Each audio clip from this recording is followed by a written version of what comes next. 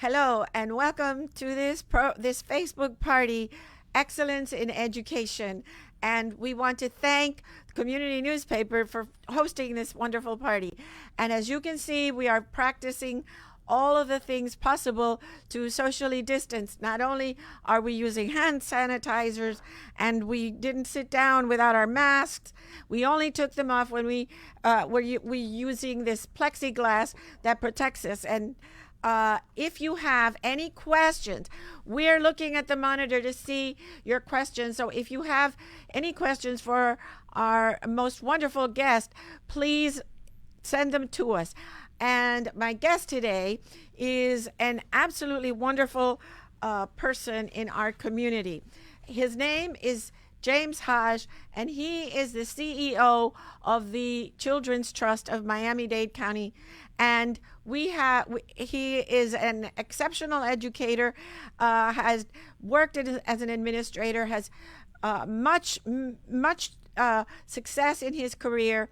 And we're so fortunate to have him. And I want to go straight to the questions and welcome Mr. James Hodge. Welcome, James. Dr. Perez, thank you. It's been an honor. I've known Dr. Perez for over 20 years, and I've seen your leadership and your moral compass in action for those 20 years. So thank you for having me here. Thank you.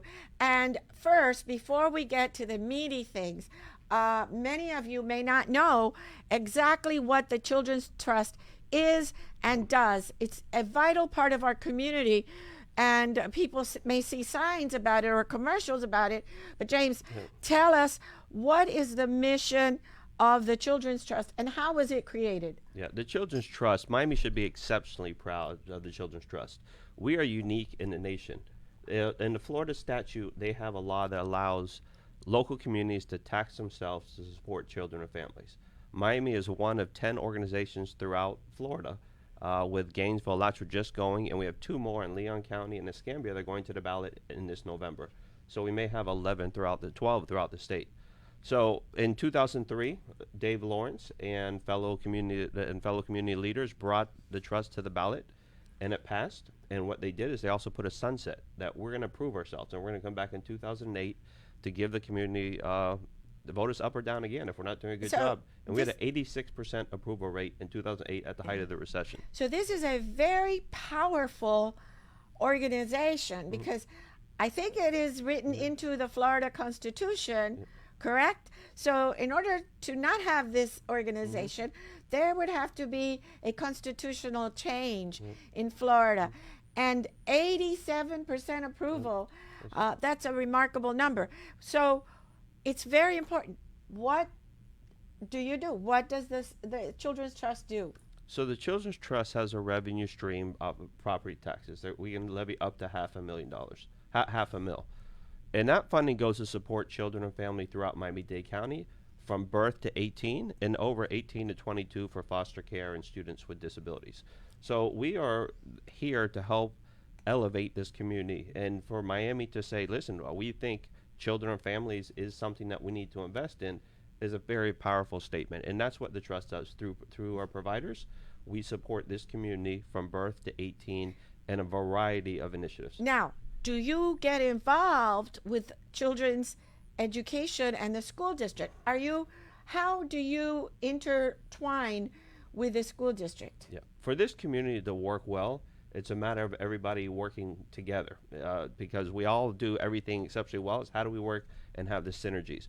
By statute, we are not allowed to fund anything in the school system's That's very important. Or the school system. Very important that people understand. The Children's Trust is not allowed by law to fund or give money to anything during the school day. Yeah. Is that one way of putting it? It's a school day or anything that can seem as supplanting the school system's role. So what are some of the things that you do or are able to fund? Well, we have a variety of different initiatives, and our initiatives are led by the board.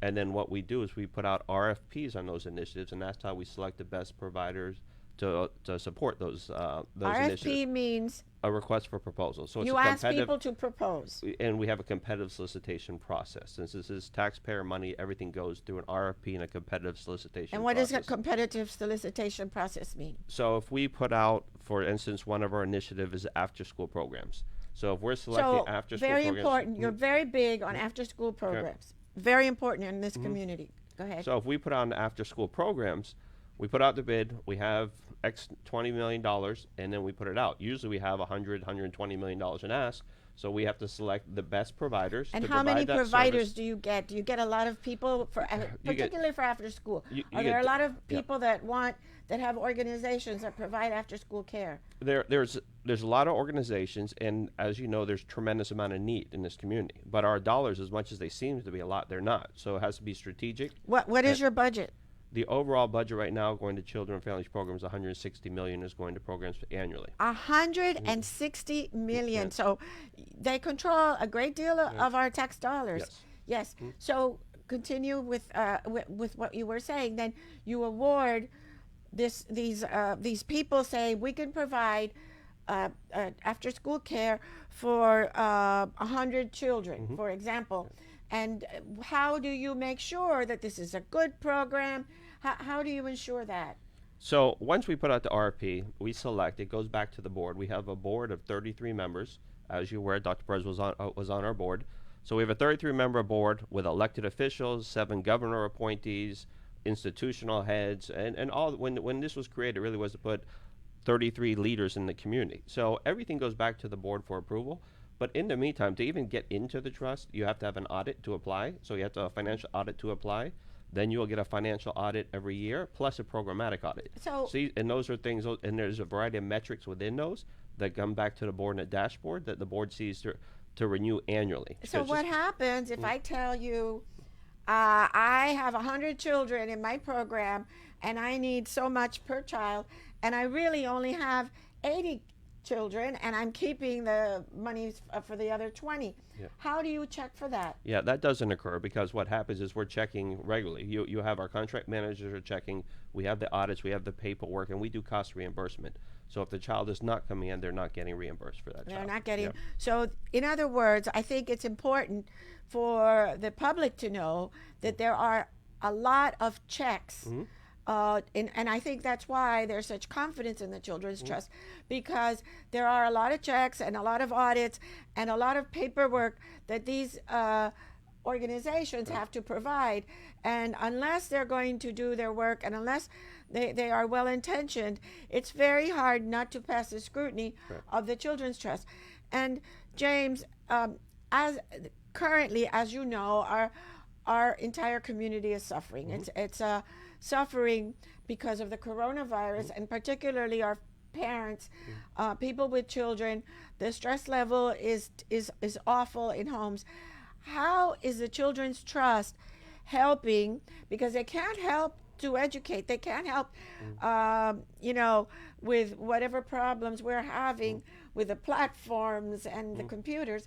But how are you able, through the Children's Trust, to help our parents in your mission? Yeah. Well, piggyback just on your last question, I just also want to point out that the government GFOA, who heads government accounting, GFOA. The GFOA is, what does it mean? It's the government. I'm not exactly the Finance. Government Finance Something. Association, and the trust for the last 7 years have received that award, which is the highest award government accounting can receive. So the And highest it's- award that government accounting can receive, the Children's Trust receives.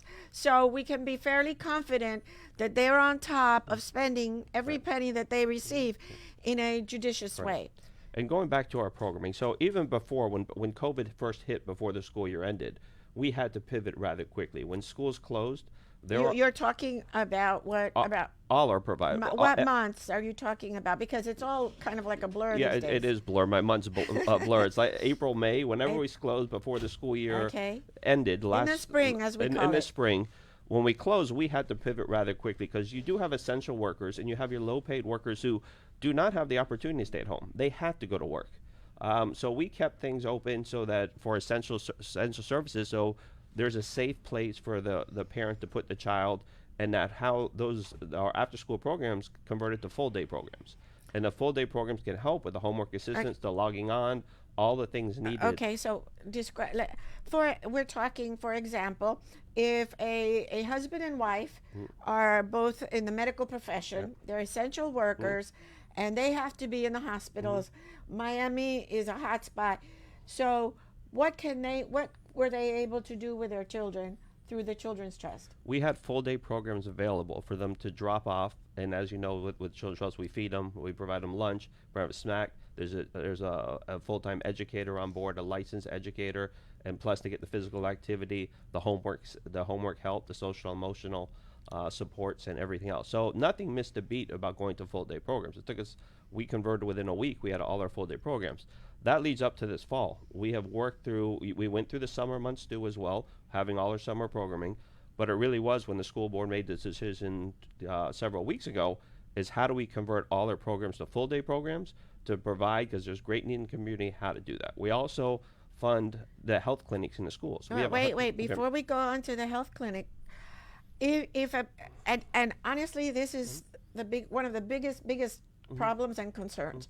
A lot of the parents are not only the essential workers, but other parents are just they're beside themselves. They have to work, and they must have their children and the children's homework, and the computer isn't working.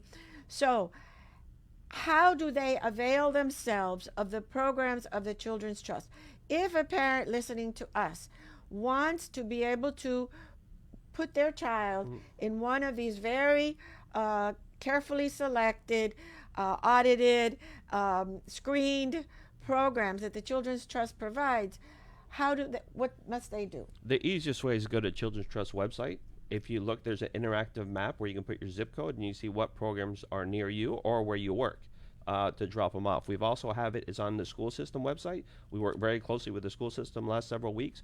All 117 programs that are operating full-day programs are on the school system website as well. As we are speaking, there's a scroll with the information that you may want in order to contact the Children's Trust and in order to go onto their website. So make sure, if you or someone you know is really in need of this service, please, this is what the service is for. It's for in order to help our community. So this is an essential program, I think, at this time. This is wonderful. That's worth its weight in gold, I think, these days. And besides the interactive website that you can just find everything throughout the county, the easiest way, too, if you want, just pick up the phone and call 211, because they have all our services, too, and they can help direct for not only these services, if there's food insecurities, if there's housing issues, 211 is what we fund also to support questions from the community. Another big issue in our community that I know you also addressed, Jim, is not just the taking care of children when their parents are working or when their parents are not available, but it's also in mental health that we know psychologists have told us, and even the American Pediatric Association, that this staying at home is affecting children much more perhaps than we even know, than we can even fathom.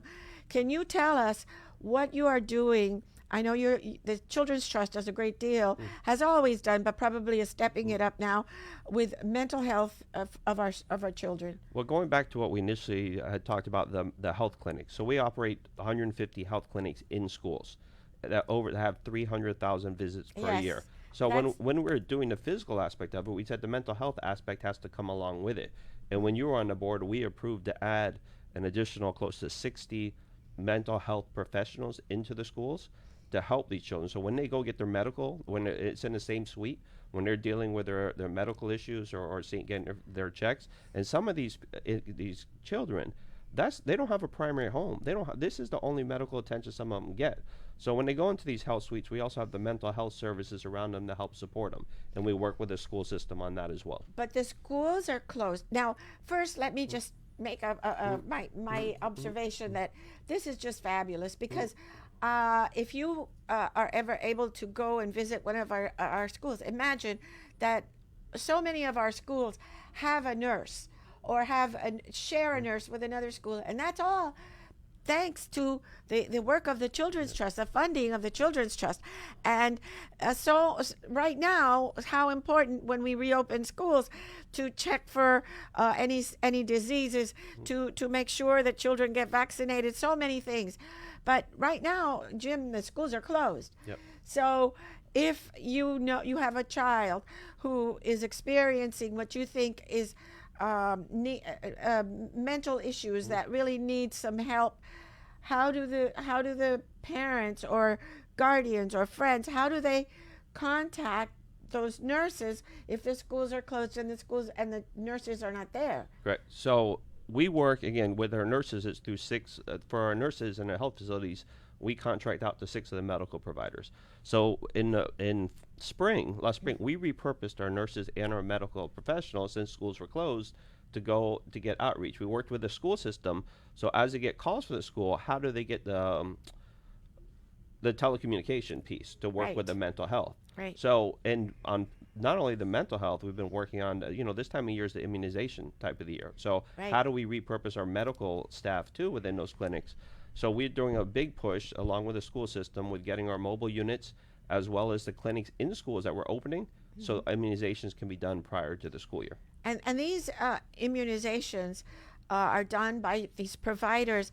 And how much do most parents pay for these immunizations that are vaccines that could be expensive, particularly for parents of low income? How much do they pay? No, when they're through our providers, they're free. And what we do too is a lot of it, as you're aware, we have mobile units as well. Yes. Sometimes you can't get to the school, but we can get to wherever the community needs us. So we have the mobile units there as well. Such altruism.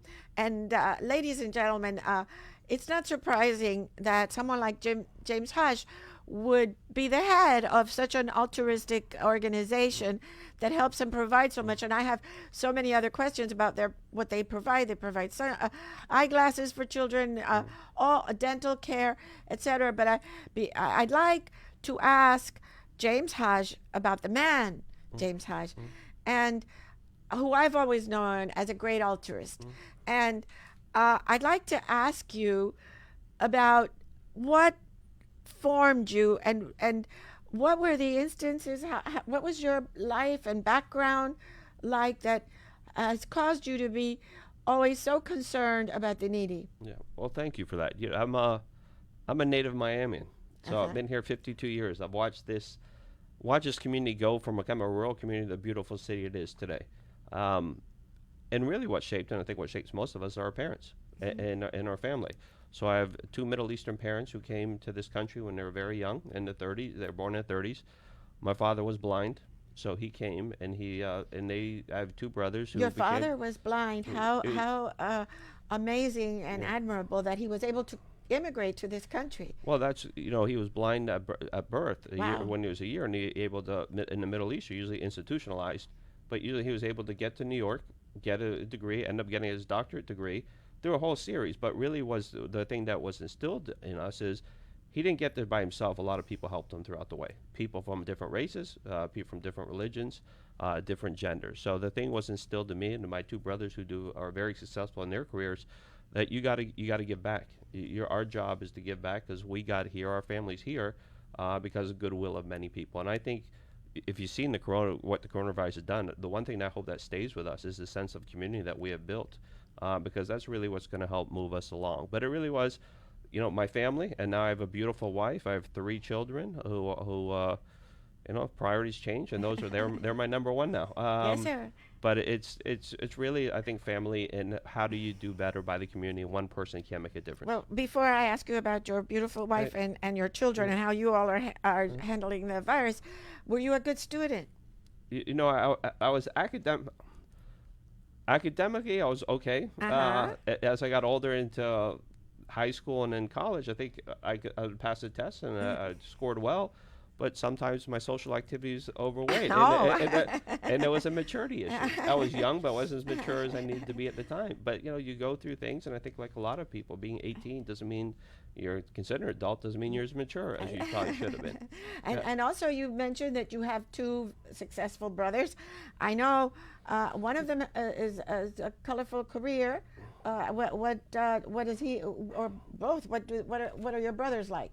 My oldest brother used to work at the Miami Herald and Uh-huh. at the Houston Chronicle and has a PR company here in Miami and in Uh-huh. Houston. He travels back and forth. And my middle brother runs the Guthrie Theater, which is a very phenomenal theater in the nation.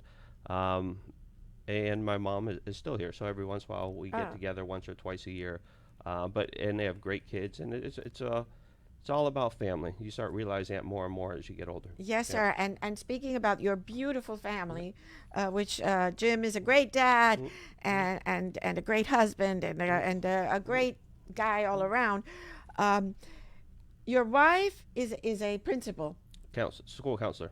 school Mm, counselor. I'm sorry. School yeah. counselor, school counselor, and you have two children. So, how does the Hodge family, under these very trying, during these very trying times, are they handling the education, the work, and all the responsibilities of being a parent that is 24 hours? Because I happen to know I have a son, and I know that it's not just with a family, Mm, and I know it's not just the the school. It's the feeding, it's the yeah. bathing, it's the whole entire Mm, day of having to care for your family at home. mm. How does it work with you? Well, it's. I think we're facing what all families have. You know, you have a little bit of cabin fever with the kids, and you need to get them out the door once in a while because they will drive you crazy. So Yes. it's focusing on their academics as well as their emotional needs, as well as their physical needs. But we're very lucky, and I think many of us in this community are very lucky. But a lot of people aren't this lucky. A lot of people don't have the supports. You also have a lot of children with disabilities who need some assistance, and not the children, the adults, the parents need. So we even just last week pivoted some funding to respite care to give some relief to parents, and we've been working all summer with the different disability communities as well as the foster care and the homeless communities to provide emergency funding to Respite support care. those. How is that different from uh, the program where the students are taken and taken care of or during the time that their parents are working? What is the respite care? Well, respite care is, sometimes when the parents have a child with a disability and they're With, with them 24/7, yes. they need a break. That they need somebody to come in to watch the child to let the parent go, be able to leave the house to go get a mental break. Because kids are hard, it's hard enough to have children, to have a child with disability, and then you also have some communities you have a child with disability and you don't have the means to support them. So we're trying to wrap around our most vulnerable families and children and support them. That's so Yep. admirable. Last a couple of weeks ago, we had the person that's in charge of our mental health Mhm. at the school district, and she said a lot of us have a lot of people in the Mhm. community are also empathy fatigue. Yeah. It's just seeing so much Yeah. suffering, having so many problems in our homes that people are fatigued, and I'm so glad that the Children's Trust Mhm. is helping with that. Yeah. We're running out of Yeah. time, and I have so many more Yeah. questions I Yeah. wanted to ask you about the Parents Club, about the book club, Mhm. about Together for Children, Mhm. all of these very important things that if you would like more information, please go on to the Children's Trust website. And again, Jim, we are so very fortunate to have someone like you in our community. And thank you so much for coming and sharing in this program, Thank you. Excellence in Education. Thank you, Dr. Perez. It's a pleasure to be here. As we stated earlier, I've known you for 20 years. I was a principal when Dr. Perez was a school board member for the area. Yes, sir. Thank you for your leadership for the last 20 years and what you have brought to this community.